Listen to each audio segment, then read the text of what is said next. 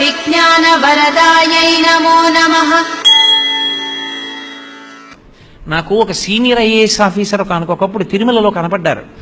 నన్ను ఒక ఆయన వాళ్ళ ఇంటికి తీసుకెళ్లారు తిరుపతిలో. అప్పటికి ఆయన జాయింట్ ఎగ్జిక్యూటివ్ ఆఫీసర్గా ఉన్నారు. పేరు ఎందుకు చెప్పాలి? నేను వెడితే ఆయన పాపం ఎంతో మరి అంటే నా గొప్పతనం అని నేను చెప్పట్లేదు. ఆయన ఏదో లేచి వచ్చారు, కాళ్ళకి దండం పెట్టారు, కూర్చోండి అన్నారు. అయ్యా మీ ప్రసంగాలు వింటూ ఉంటాను, వెంకటేశ్వర వైభవం ఎంత గొప్పగా చెప్తారండి అన్నారు. ఏదో మాట్లాడి అమ్మా అమ్మా అని వాళ్ళ ఆవిడ్ని పిలిచి అమ్మేం చేస్తోంది అమ్మేం చేస్తోంది అన్నారు. మీ అమ్మగారు స్నానం చేసి వచ్చారండి అంది ఆ కోడలో.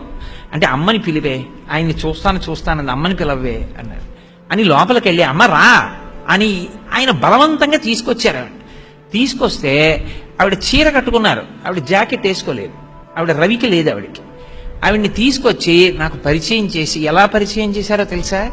ఆవిడ భుజాల మీద ఇలా చెయ్యేసి మా అమ్మ, నేను శ్రీకాకుళంలో పుట్టానండి, మాకేం తెలీదు, చిన్న ఏరు పల్లెటూళ్ళలో పుట్టా. మా అమ్మ ప్రతిరోజు వేప చెట్టు కింద ఉన్న అమ్మవారికి నమస్కారం చేసేది. నువ్వు ఇలా సంతకం పెడితే కొన్ని వేల మంది అన్నం తినాలి నాన్న, అలాంటి పదవిలోకి వెళ్ళాలి రా అనేది.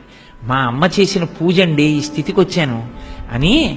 నేను జాకెట్ వేసుకోను కదరా, ఆయన ముందుకు వస్తే బాగుంటుందా అంది. మా ఇళ్లలో మా వైపు జాకెట్ అసలు వేసుకోరు ఆడవాళ్ళు.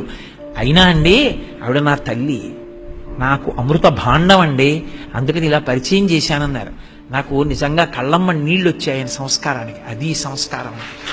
అంతేకాని తల్లిని అలా చూపించడానికి బెంగ పెట్టుకున్నవాడు, ఈవిడ మా అమ్మ అని చెప్పడానికి సిగ్గుపడ్డవాడు, వాడు ఎంత పదవిలో ఉంటే అవడక్కాలి. కొన్ని లక్షల మంది ఉన్నారు, వీడోడు ఉన్నాడు. వీడి పదవి ఎన్నాళ్ళు ఉంటుంది? 60 ఏళ్ళు. మాకురు ధనజన యవ్వన గర్వం హరతి నిమేష కాల సర్వం మాయామయమిదమఖిలం హిత్వ బ్రహ్మవదంతం ప్రవిశ విదిత్వ అంటారు శంకర భగవత్పాదులు. ఈడి చేస్తుంది ప్రభుత్వం కాదు. నువ్వు సంస్కారం గురించి తాపత్రయపడు, నువ్వు పండిపోయి ఎంత 60 కాదు 70 రాని గుర్తు పెట్టుకుని ఇంటికి వచ్చి నీ కాళ్ళకి నమస్కారం చేస్తా.